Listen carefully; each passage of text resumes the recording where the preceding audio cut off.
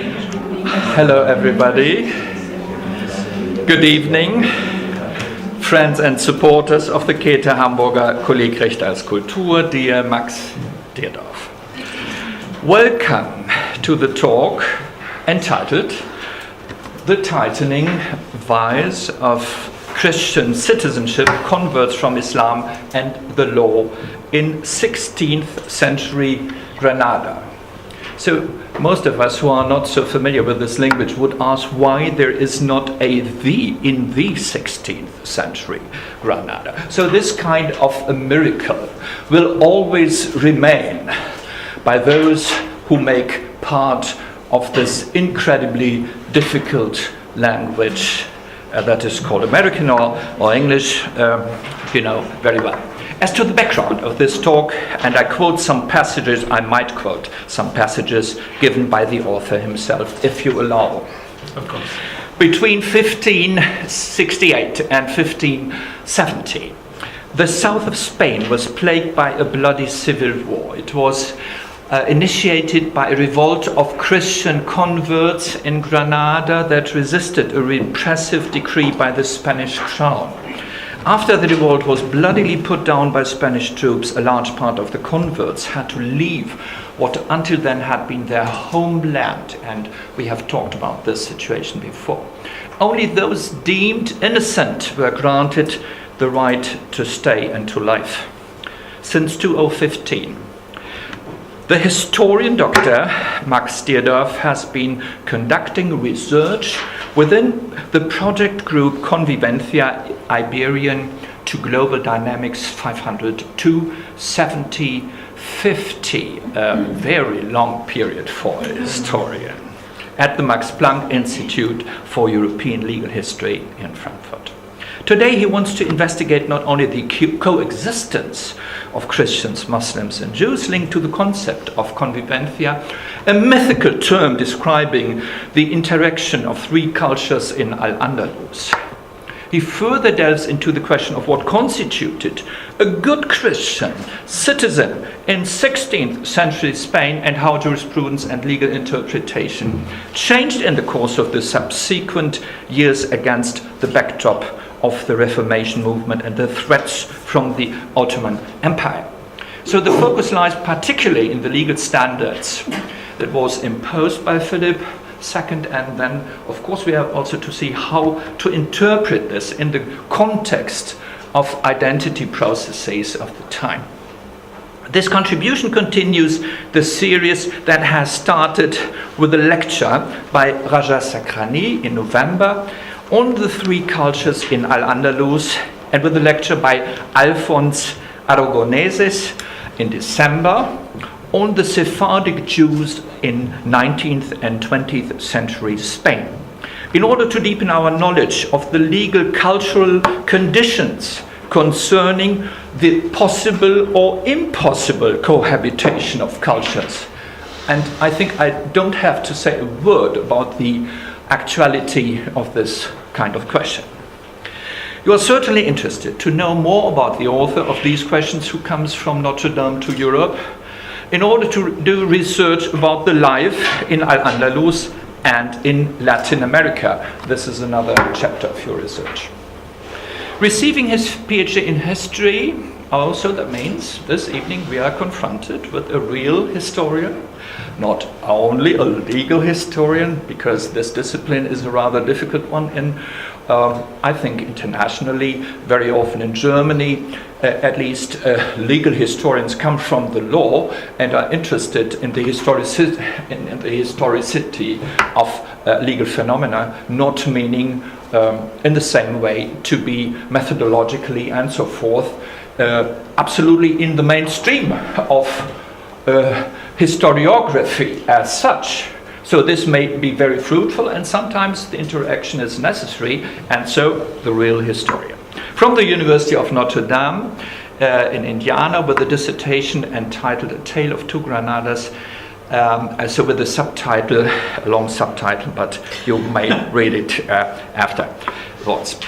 He taught at Indiana University, South Bend, and at the University of Illinois, and received numerous research grants inter alia from the Kellogg Institute for International Studies. Is it the Kellogg we know from our breakfast? Or another? I think it actually is the same family. I think okay, so this is a good background, I think. And from the Fulbright Scholar Program, most of us, I know very few people in the international, of the global actors who have not been a Fulbright Scholar at least once in their life. And since 2015, he is a postdoctoral researcher at the Max Planck Institute for European Legal History in Frankfurt, where he's working on the research project Indios, Moriscos y Españoles, Cultural Mesticia and the Christian Republic of Philip II, which is part of the wider project Convivencia, Iberian to Global Dynamics, 500 to 1750, mentioned before, of the Max Planck Institute. And there are some interesting interaction and connection between the Institute, the Kunsthistorische Institute in Florence, Max Planck Institute of Science, Berlin, and that one of social anthropology at Halle. That is rather interesting for us also because of the strong part that legal anthropology with Marie-Claire Faublès at the moment is pursuing. So there is one element, at least in the announcement of your talk, that really fascinated me particularly. So when you will and might speak, I didn't read the paper before, but as it was announced, the prohibition against the use of the Arabic language, a language in which Jews, Christians and Arabs seem to have communicated in the golden time of convivencia. And questions arise. What about forbidden naming according to Arab traditions? What about cultural markers of everyday life? Bathhouses, clothing, music, wedding ceremonies. What do those prohibitions tell us about how the collective identity of those groups were respectively constructed? And what fields of communication had become delicate, but in a kind of a reverse reading, an element of everyday interaction. So we are very curious. I'm very curious, and I know them. They are also curious to become part of your special knowledge and reflections that you so kindly intend to share with us. Welcome at this time. Thank you very much. Thank you very much for coming.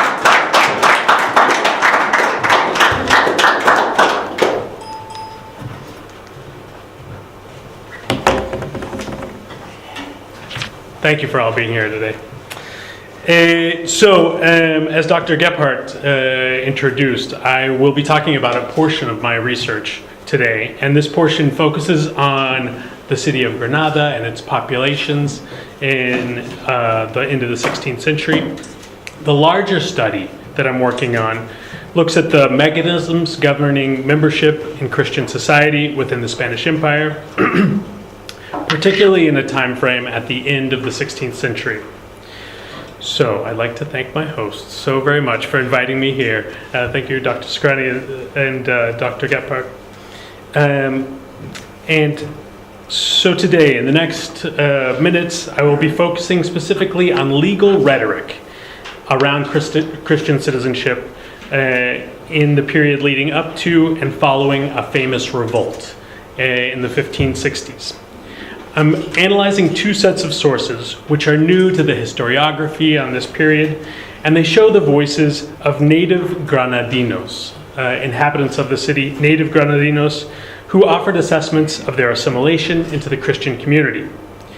Almost unanimously labeled as Moriscos by the historiography, you'll see that the individuals that I talk about today didn't think of themselves as such.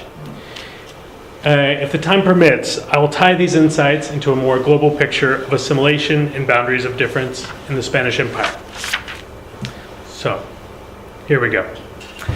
As is well known, on January 2nd, 1492, the Catholic monarchs Ferdinand and Isabella took possession of the city of Granada. Here's a 19th century commemoration of that event. Their victory provided a narrative conclusion to the epic of Christian struggle, a triumph they portrayed as finalizing the reconquest of lands lost centuries before to Muslim conquerors. The rulers of the city managed to negotiate relatively favorable terms of condition of surrender. Inhabitants were allowed not only to keep their properties, but also to maintain their mosques, keep their systems of religious and judicial authority, and even carry weapons without interference from the Christian authorities. Where's my pointer button? Is it this one? Aha! Oh, whoops. So the city of Granada, these maps are, they jumped over each other. The city of Granada is here in the middle of this territory. Yet, that level of cultural autonomy was short-lived. Following a native rebellion in the city of Granada in 1499, the crown forced all Muslim subjects to either convert or to immigrate.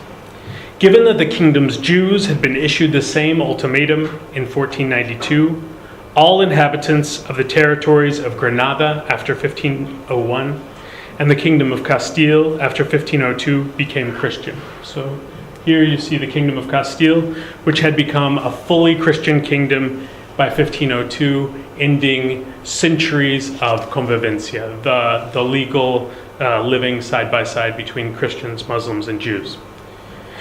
In the succeeding decades, the Catholic monarchs made attempts to require the new Christians, those people who had been forced to convert, inhabiting the kingdom of Granada, to demonstrate their loyalty by adopting Castilian sumptuary, linguistic, and culinary forms.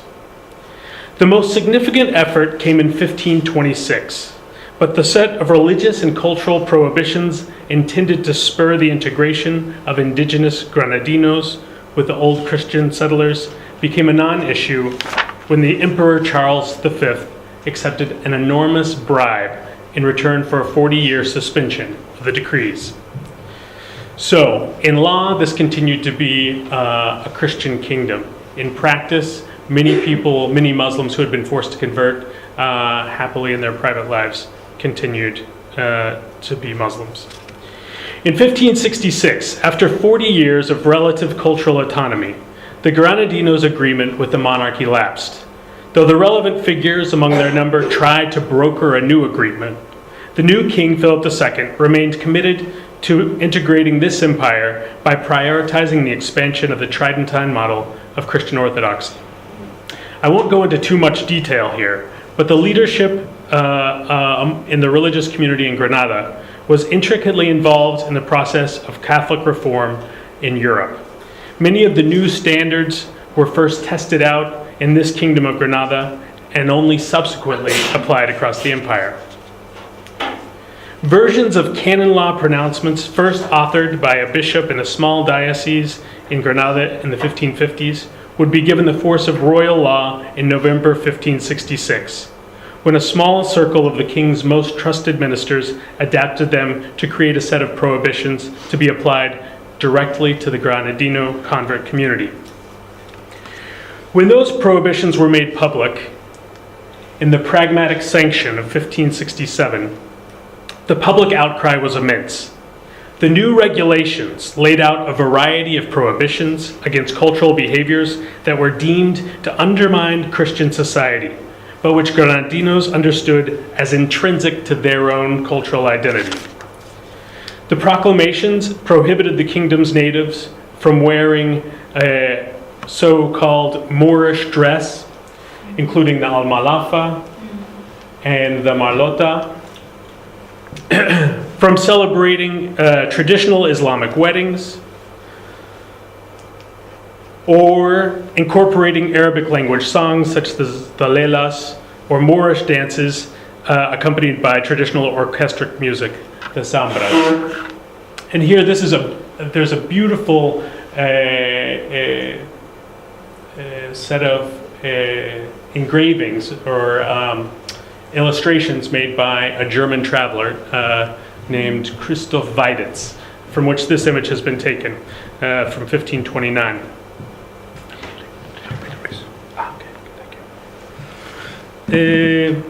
In addition to these prohibitions, the native community was also prohibited from using Arabic names or patronyms when naming their children at birth, from decorating themselves with henna, from operating or using artificial baths for any purpose. Granada became quite a dirty city. Or from owning slaves, and perhaps the most painful prohibition of all, from speaking Arabic or using it to record official documents. The pragmatic also demanded that within 3 years, all Granadinos, young and old, learn Spanish. The punishments range from 30 days in jail and a fine to 2 years and exile for a first offense, and as much as perpetual exile for a repeat offender. The decrees touched off intense social unrest. Within 24 months, an uprising started in the city and extended throughout the countryside. The result was more than 2 years of war, followed by a royal victory and the forced expulsion of all the natives from the kingdom. These policy issues that I just talked about, as well as the outcomes of this war, have been very well analyzed in historical studies. But here, what I aim to do is move beyond policy and concentrate on the natives who remained here, who somehow made the argument that they belonged in this city that had been finally entirely rechristened as a Christian city. I will explore the rhetoric and the arguments which 134 individuals employed in their appeals for this license to stay in their homeland. The individuals in these appeals I analyzed range from modest artisans to the very elite of the pre-conquest Nazrid society that had existed in this space before Christian conquest.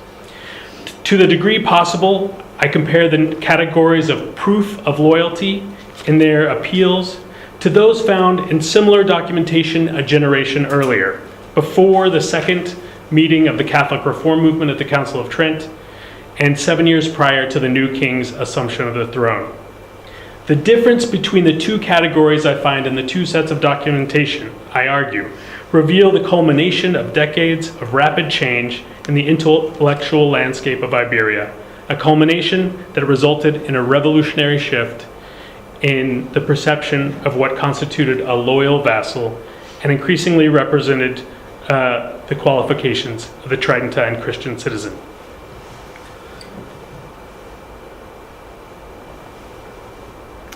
Very 16th century. Given the selective nature of the expulsion process, the identities of those who gained permission to remain should provide a glimpse into the ideals of membership in the Christian Republic promoted by King Philip and his advisors. Concerning this population, I seek to answer 3 questions. First, who were the native Granadinos who sought official permission to reside in the city? Second, how did they construct their arguments for remaining? And finally, how did these arguments align with the policy of the Crown and its regional objectives on one hand and its imperial concerns on the other? A focus on the 20-year period following the 1567 Pragmatic Sanction reveals the fluidity of cultural boundaries. Acknowledging the work of such scholars as Valeriano Sanchez Ramos, Carlos Javier Garrido Garcia, and Amalia Garcia Pedraza, I would like to show how the process of applying for residence licenses was related to an earlier one by which Granadinos acquired the right to bear arms. Afterward, I'll indicate what that connection suggested about the evolution of Castilian politics. So, about arms licenses. As part of the 1491 treaty preceding the surrender of the city, the Muslims in Granada retained the right to own and wield weapons. However, after the failed revolt in 1499, the Crown rescinded the terms of the capitulation, forced the conversion of all the Muslims, and revoked their right to carry weapons in public. Afterward, though room for exception did exist, the new Christians in Granada were typically prohibited from bearing arms. Those who wished to carry weapons had to conduct an official appeal for licensure. The examples I draw in here represent more than 100 Granadino natives who applied for weapons licenses in the years of 1549 and 1550. The applications themselves demonstrate that the granting of licenses had significant historical precedent. Practically all of the claimants in these 1549 and 1550 licenses used some earlier juridical document to back up their claim for the right to bear weapons. They showed legal rulings, witness testimony, the body of a legal process, or some sort of legal recognition from a licensed benefactor. The majority of applicants took for granted that a successful plea was dependent on demonstrating their loyalty to the crown and to the local government. Of the 126 applicants, 94 based their claims on their political religious status. The great majority made aspirational claims to be old Christians, and I'm going to talk about what that means in a moment. They established their merit on the fact that their family members had converted before conquest, or at least before the obligatory general conversion, the forced conversion of 1501 and 1502.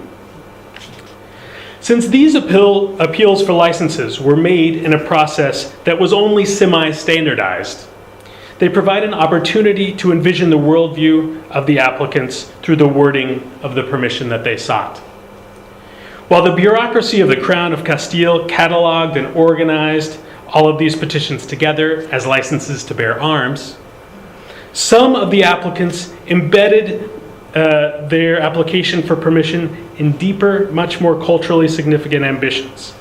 Many solicited the right to bear arms because they saw it as a privilege entwined with old Christian heritage, which conferred both economic and social liberties.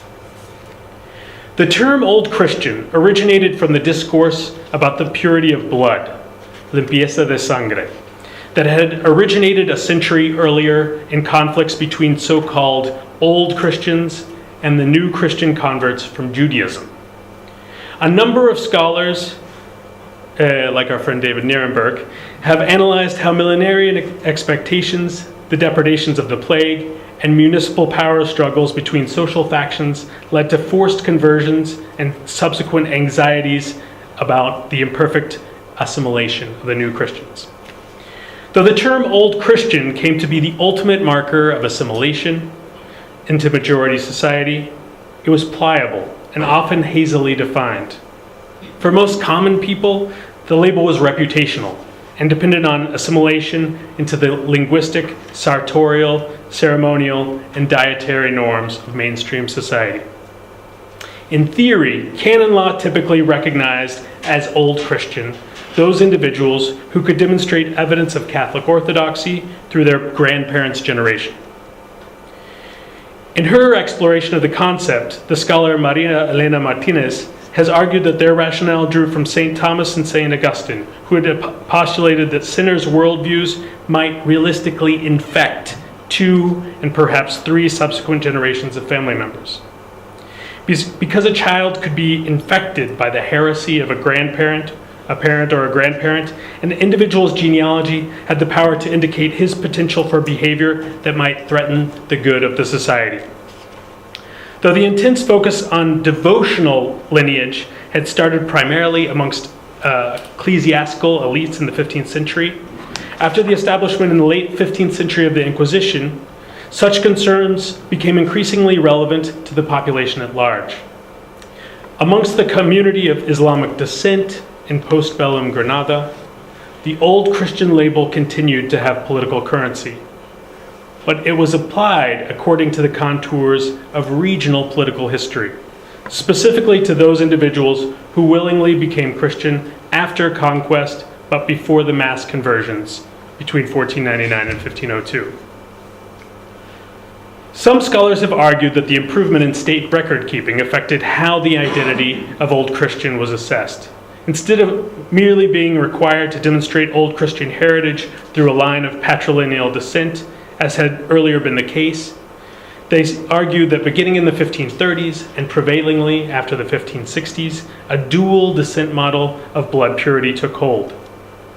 Given that bureaucracies possessed much more genealogical records after 1500 that could now date back generations. The possibility that descendants of Muslims and Jews could claim Old Christian status, these scholars claim, had all but disappeared. The category of Old Christian, according to them, thus came to describe someone whose ancestry was proven since time immemorial. According to their argument, the difference between an Old Christian and a new convert ceased to be a marker whose function was primarily cultural and temporary, and became one that was legal and permanent for the many individuals whose forebears had converted from Islam or Judaism. Though the distinction between Old and New Christian had powerful discursive currency and a certain range of normative application, it was still more pliable and inclusive than this historiography acknowledges. As I will show in the time remaining, the expression of lived perhaps a drink of water.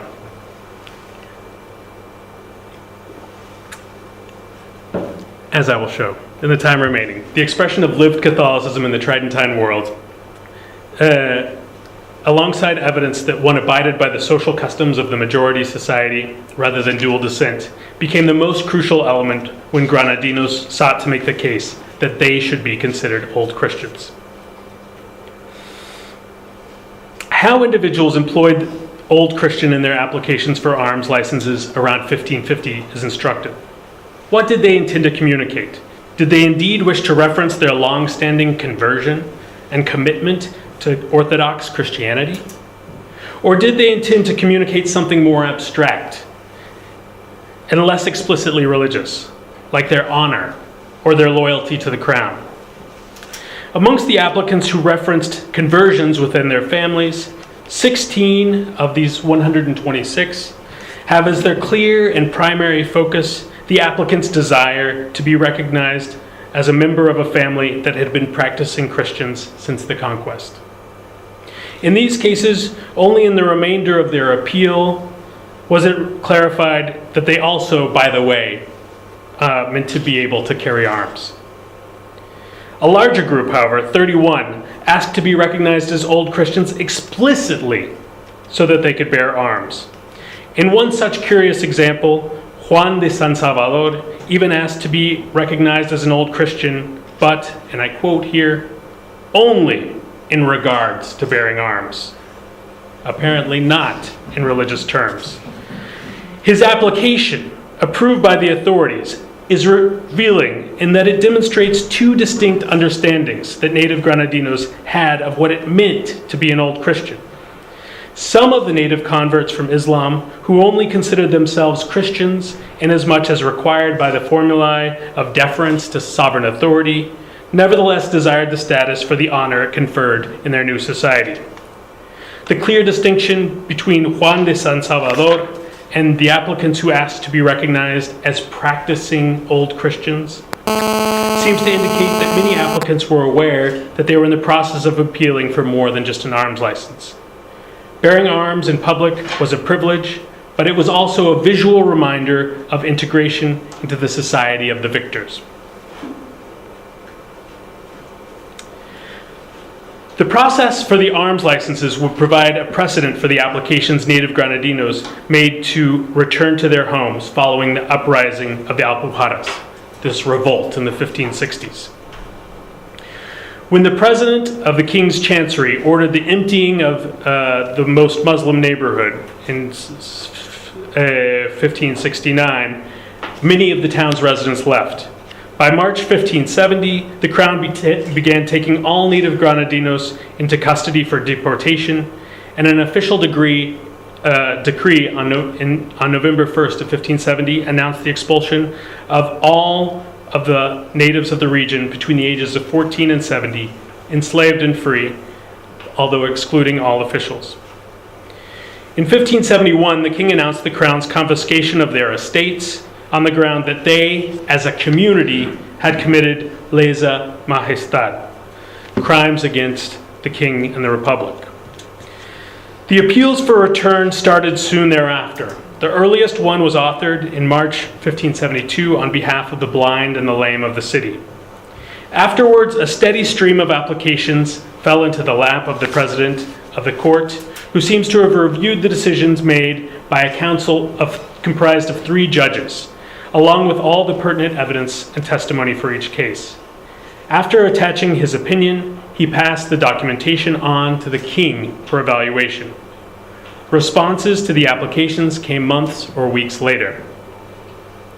Though the applications continued pouring in through the 1590s, the majority arrived between 1572 and 1580, a time when the Crown commissioned a census of the Morisco population in Granada. And this use of the word Morisco is a change in official terms that I'll talk a little bit more about later. Morisco means Moorish, and it had a significantly negative connotation in 16th century Spain. Even though the first requests were processed in 1572, an exchange between the president of the Chancery Court and the king in 1573 makes clear that up to that point there was no clear process for receiving and adjudicating the appeals. Early in 1573, the king and the judges decided on procedures. They decided to create a court of first instance and adjudicate all appeals later to the court in Granada. It was agreed that the count should provide lawyers for the applicants. Finally, they clarified that only those residents of towns that had remained faithful to the crown during the uprising ought to be allowed to apply. Inhabitants of rebellious villages would automatically be disqualified. The similarity between the format of the applications in this body of documentation and that of the earlier arms licenses clarifies the relationship between the two. Applicants for post-war residence permits consistently referenced the earlier arms license. In June of 1576, the scribe Alonso Hernandez Gavano claimed, I quote, that he has always comported himself as an old Christian and continues to do so, just as his father and his grandparents did, bearing arms because he converted to the blessed Catholic faith before the general conversion. The fact that the scribe had been seen carrying weapons served as visual evidence for his case that he was an old Christian, by the merit of which he argued he should be recognized as an old Christian again, and again be permitted to carry arms. It was a perfectly circular form of argument, and one that perfectly convinced the judges. In May of 1573, this very same strategy had worked for Bernardino Perez, an inhabitant of the town of Bassa. In addition to his military service and his family's conversion to Catholicism before the general conversion, Perez insisted that the fact he had earlier applied for and received a license to walk armed through the streets provided irreproachable proof that he was an old Christian and that he and his family ought therefore be allowed to stay. Overall, 17 applicants explicitly addressed that they had earlier been licensed to carry arms as evidence of their rightful constituency in Christian Granada. Here's a tabulation of the 134 applications after the war that I located. In the 134 applications that I analyzed, I tallied 527 unique affirmations that the applicants tendered as evidence of their fidelity to the crown. So as I read through these 134 applications, I made note of the arguments that they were making, and I put them into a chart of their own, 527 items. The types of substantiations can be divided into 9 rough subgroups. I hope you can read here at the bottom of this chart. It was the only way I could fit all the information in. But if you can't, I'll read off for you right now. The subgroups include service in the war effort during the rebellion, possession of a pre-revolt arms license, arguments about early conversion, explicit evidence of Christian practice in daily life, integration into the old Christian community, intermarriage into old Christian families, having an appearance indistinguishable from that of their old Christian peers, preference for the Spanish language over the Arabic language, and finally, some of them noted that they were nobles or officials in the local community and ought therefore be allowed to carry arms. In any one petition, The applicant was likely to express his or her loyalty and assimilation, providing multiple pieces of evidence from this list. But since the petition lacked an official formula, no application addressed all of the issues in question. The documents thus stand as a testament, and this is a 16th century problem. In the 20th century, we have all these boxes and all of our formulas that we have to check off. The 16th century is not so easy. These documents thus stand as a testament to the categories of loyalty and assimilation that Granadinos, with the help of their lawyers, assumed the crown sought from them. After the war, a number of these natives, who were grasping to find proof that established their loyalty, turned to their former arms licenses to do so. Long loyalty to the Christian cause, especially having converted and served in the conquest of 1492, was excellent evidence. And indeed, nearly half of the holders of the 1549 arms licenses were individuals who proved a family member of theirs had converted before the general conversion and had taken the Spanish side in the war. For these applicants after 1571 who sought to return to their homeland, about 10% repeated that same argumentation. But many new arguments came into play. Almost all the applicants sought to make the case that they, in some way, had supported the most recent Christian war effort. Many listed military service in the army of Don Juan that had put down the rebellion, and a number of them claimed to have a personal relationship with this Christian commander. Some mentioned that they were upstanding members of their communities, hombres de bien, or that they demonstrated calidad, a buzzword of 16th century Spain. They argued that they had been representatives on the town council, perhaps. Some among them cited the enemy and the hatred that others who they called Moriscos generally bore toward them as evidence. Others noted the fact that they were the only natives in communities full of old Christian immigrants from elsewhere. Almost 1/4 of the total testified that in their daily lives they interacted primarily or uniquely with old Christians. Yet the most striking difference between these appeals for return and the earlier arms licenses was the new emphasis on traits they possessed that made them part of the Christian community and its public devotional life. The majority of applicants touched on topics that had been discussed at the Council of Trent, an important religious meeting that had been, whose findings had been adopted in a wave of religious reform that swept across Spain in 1565, and that had been personalized for the community of Granadino converts in the 1567 Royal Pragmatic.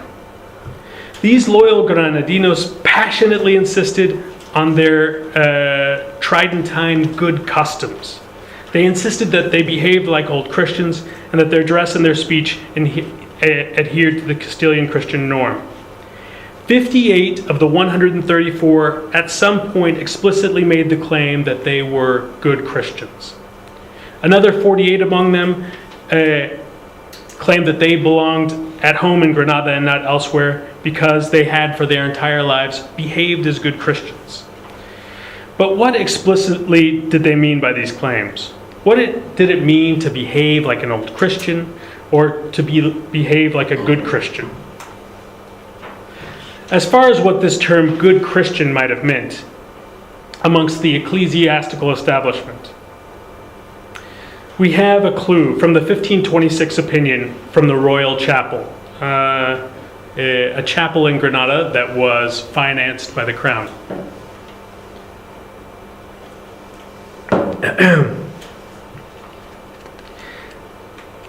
The policy paper from that Royal Chapel was in fact used in the drafting of the 1567 Pragmatic that set off the war. Dr. Carvajal, whose name was at the bottom of the opinion, announced his suggestions for assuring that all new converts be good Christians. According to him, they must intermarry with other old Christians and live among them. Furthermore, he suggested they relinquish a whole litany of indigenous cultural markers: native dress, decoration with henna, Arabic speech, fasting during Ramadan, circumcision, public baths, and the playing of the sambra. When Granadino applicants wrote that they were good Christians, they probably guessed that the Spanish authorities would interpret something similar, but they might not be sure of specifics. Yet a number of the applicants were more specific about their Christian qualifications. 29 among them mentioned their good customs, the Spanish appropriation of the Catholic Reformation's emphasis on morals. It was a term Philip II employed when corresponding with his official overseeing the 1565 Provincial Council of Granada.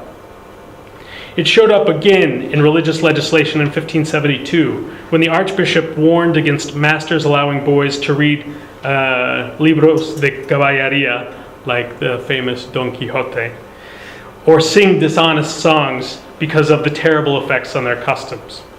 Or when he warned against the mixing of men and women at church, which threatened the customs of the populace. 21 of the applicants noted that their dress and lifestyle and all the rest imitated those of the old Christians. One of these was Damian Hernandez, who claimed that he was, in his words, a young man who kept to himself, a good Christian, and always behaved as one in his vestments, his dress, and his manner of living. The brothers Pedro and Juan Enriquez, justices in the town of Benamoral, claim that they, in their words, have been recognized and known as good Christians, comporting themselves as such in their vestments and manner of living.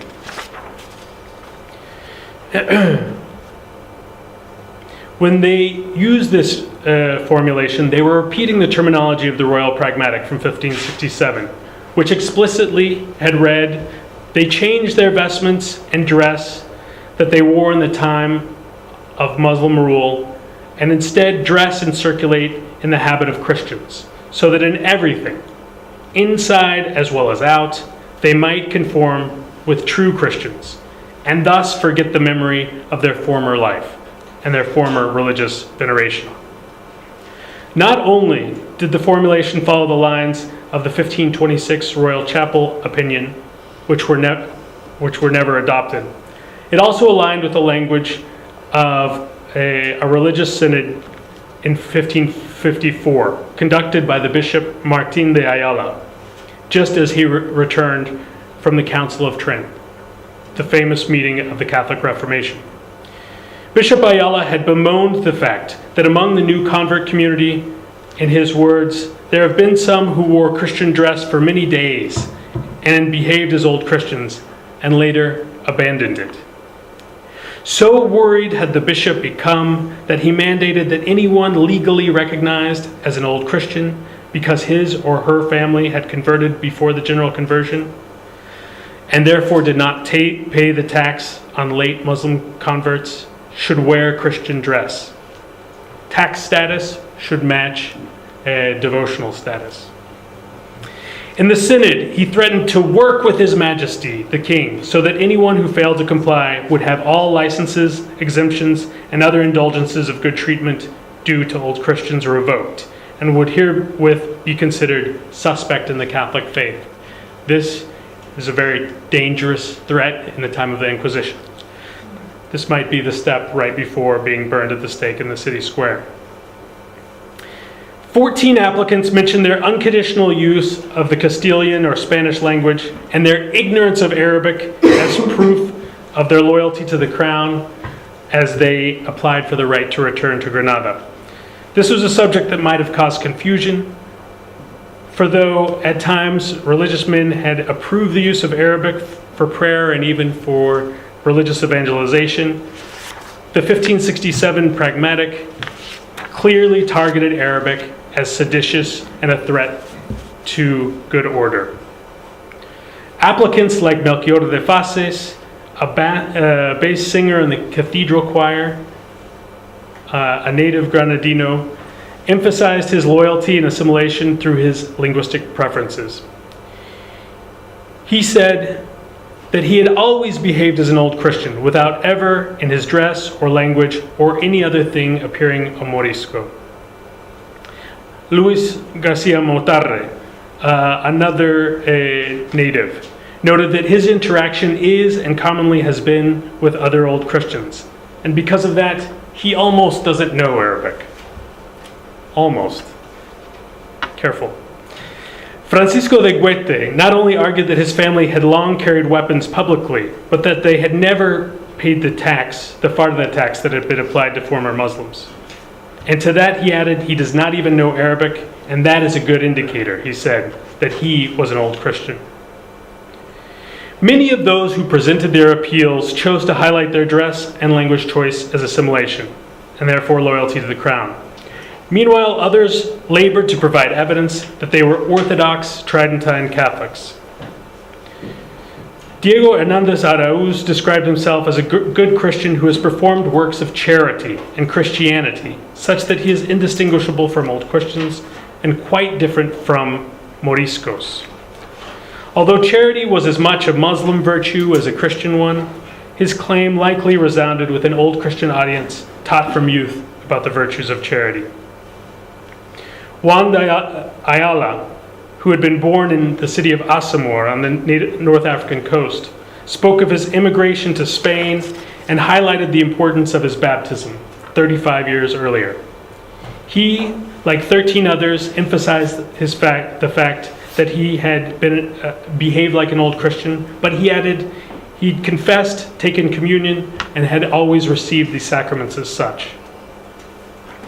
Alonso de Montañez noted that he confessed and took communion regularly, since he would have happily entered the priesthood if his family's poverty had not forced him into the profession of a mat maker.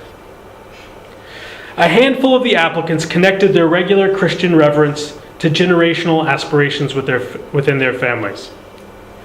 4 people specifically mentioned educating their children in Christianity.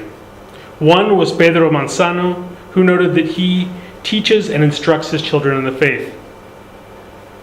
Garcia Vasquez noted that he regularly took communion and confessed, and in addition, he and his wife delivered their son to become an acolyte in the San Salvador Church in the Albaicin, a primarily native neighborhood. The most emblematic case amongst all these applications was the Dr. Marin, the master of the church school in the major city of Almeria. Not only had the doctor had an extensive Christian education, as noted by his title, but he mentioned that the 2 nephews that he had helped raise. One had become a commander of a small battalion that scoured the countryside for rebels for the king after the war. The other got a degree in law at the land's most prestigious university in Salamanca, later returning to work as a lawyer in his hometown. However, the schoolmaster's application demonstrates the vulnerability of even the most integrated Granadino convert families. Dr. Marin, had done almost everything possible to establish his Christian credentials. He had achieved a university degree. He taught Christian doctrine in the church. He had a brother who married an old Christian woman who herself had 4 old Christian grandparents. He helped raise 2 nephews fully integrated into Christian society, and yet even he had to lodge an appeal to retain his estate and remain living in his hometown. In the beginning of the 16th century, all of the members of the Marin family would have been celebrated as great triumphs for the conversion effort. They had intermarried and eagerly integrated into the patterns of Castilian society. Yet things had become complicated as the crown began to question the loyalty of an entire population. After the war, it was Christian customs, and especially an Iberian version of Christian customs, and the testimony of old Christians on their behalf that convinced the crown of these individuals' innocence and integration. Moving backwards, zooming out. From the vantage point of these descendants of the former inhabitants of Muslim Granada, things had changed a lot under Christian rule. The initial promises of freedom of religion had been abrogated earlier on, just as the 16th century began. Gone were the mosques and the calls to prayer. But the royal insistence on cultivating the Christian character of the city remained superficial for decades. The Christianity that the crown had demanded of all native Granadinos mostly consisted in their acknowledging Christian hegemony and its dominion over public spaces. Despite the rumblings of some religious men and xenophobic Castilian settlers who were moving into the territory. As long as they did not challenge Christian supremacy or secular authority, native Granadinos had enjoyed relative freedom in their private lives. In addition, the sights, sounds, and smells of this frontier kingdom remained similar to what they had been prior to Christian conquest. But finally, in the 1560s, after repeated frustrated attempts at disciplining the local populace for its alterity, the crown finally made good on its threats. The royal pragmatic and the war were the results. This overreach of royal power seemed a breach of the contract between rulers and the ruled, especially given that the Granadinos had been unwilling to converts to Christianity in the first place. Much of the historiography on this topic makes this point and goes no further. The evidence I have demonstrated here today, I hope, has shown that the conflict between old Christian society and the native Granadinos was not just about a majority society persecuting its minorities, although there's clearly an element of that at play. Rather, my examples of the arms licenses from 1550 and the residence licenses from 2 decades later show that the definition of what it meant to be a Christian was changing in this frontier territory. In 1550, to prove one's integration into Christian society, it was enough to acknowledge Christianity's primacy in public spaces and the dominance of Christian secular authorities. Following the war in the 1570s, the applicants for residence licenses increasingly highlighted their participation in Christian devotional life. These were local changes, but they were part and parcel of transformations at work on a much greater scale. The change in the monarchy's stance had probably been triggered in the 1550s, when that bishop in his small bishopric, Martín Pérez de Ayala, successfully conducted a synod and authored canon law, changing the status quo. According to the new moral regulations for his diocese in the Kingdom of Granada, those who were Christians according to the law should behave as Christians in dress, in behavior, and in worship. These concerns, as the brief background I offered should have illustrated, were very local, but at the same time, they were on the minds of every secular and religious person across Europe, as societies were torn apart by the Protestant Reformation. Ayala was one of the primary representatives of the Spanish monarchy at the Council of Trent, which was writing new legislation for the Catholic Church in order to preserve its unity. With the new monarch, Philip II, crowned in 1556, he quickly proved committed to the standards of Tridentine reform. When an opportunity to pull the exotic and disorderly frontier city of Granada into line presented itself, the monarch used the credibility of Catholic reform movement to rationalize seemingly extreme measures vis-a-vis the native community there. Another striking point that has arisen in the analysis of the two types of records is the recognition that a number of the kingdom's native inhabitants considered themselves to be Old Christian, a fact that the monarchy acknowledged. It has long been an assumption of writing on history of the period that in the 16th century, both converts from Judaism, the conversos, and converts from Islam, which the historiography is often recklessly labeled as Moriscos, were considered new Christians despite the number of generations that might have passed since a family member's conversion. The records here show that a pre-1502 conversion was sufficient to change an individual's ethnic affiliation. There were many, like Diego Hernández Araúz, who I mentioned before, who the crown approved as an old Christian and resident of the city, who described himself as a good Christian, indistinguishable from old Christians, and quite different than the Moriscos, a notorious fact. This finding challenges us all as historians or students of law and culture to question and revise the categories that have consolidated over time. And with that, I close.